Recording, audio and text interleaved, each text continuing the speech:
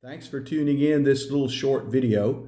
It's a preview of the sermon coming up on February 28th at the gathering at Sandestin. If you're looking at this through my Facebook page, glad for you on any Sunday evening or Monday morning. Go back and see the whole sermon if you're a real glutton for punishment. But this little preview will at least give you something to hold on to each week that we're going to be looking at in totality. It's the Lenten season in our church. We're thinking about ways to prepare ourselves spiritually for Easter by cleaning up spots of our life that just sometimes get dirty. That's what sin does. That's when we are not as God should have us to be. And so I thought this week we would just talk about temptation in general. What happens to us when we are tempted? And that can be sometimes confusing for the Christian.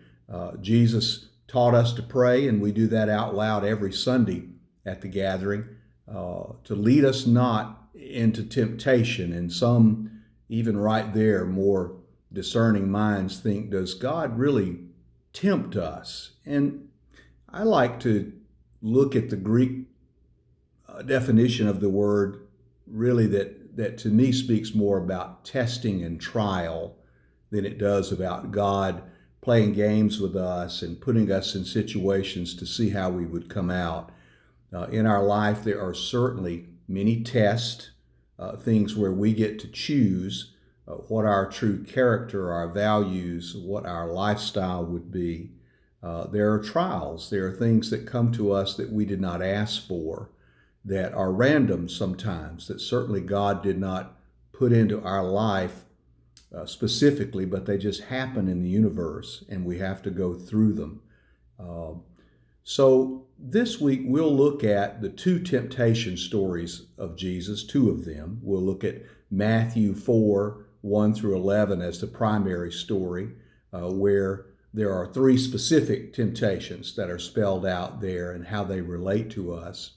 And then we'll briefly glance at the Mark story, which, as Mark always does in his writings, he shortens things up and gets to the point. And we'll talk about that as well and how that applies to our life. I was looking at some old study material about temptation and rediscovered a Jewish evening prayer that Jesus probably made regularly as he grew up and learned the Jewish faith. It was very common in that day to pray each evening, bring me not into sin or into iniquity or into temptation, and may the good inclination hold sway over me, and let not the evil inclination have sway over me. That's what we're going to talk about Sunday, is how we can face down all of the trials that can clutter up our life and make us less than what God would have us to be, and look at that in a way that it can be practical for us as we deal with each day's trials and temptations. Speaking of that, I did want to refer in my own life a little bit of a heartache that I shared on my Facebook page last. If you go to the last thing that I posted, it was a friend of mine that I lost this past week, who was a remarkable person. And in that post, I kind of lay out some of the characteristics of his life that will be missed on this earth, but that also we can learn from. He was a very authentic person. He was determined to love you, and he frankly was determined that you were going to love him back.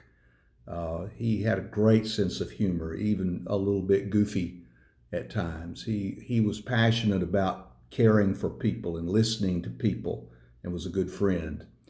He spent his career at the college campus at Samford University. His name's Jim Barnett, and I appreciate you praying for his family as they go forward. It strikes me that grief right now is real strange for all of us, and this hit me in the same way that any of the griefs that you've experienced during this pandemic have affected you.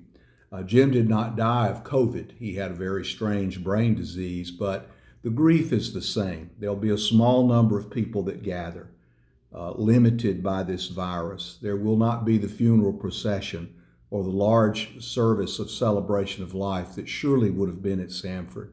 I will not travel and go and sit in that congregation or hug his family to try to lend my support. And that's very big right now in our culture, that people are losing that, missing that right now. So don't forget that as people in your life go through grief, reach out to them. I read something from David Kessler that someone posted that I think is good. He reminds us each person's grief is as unique as their fingerprint.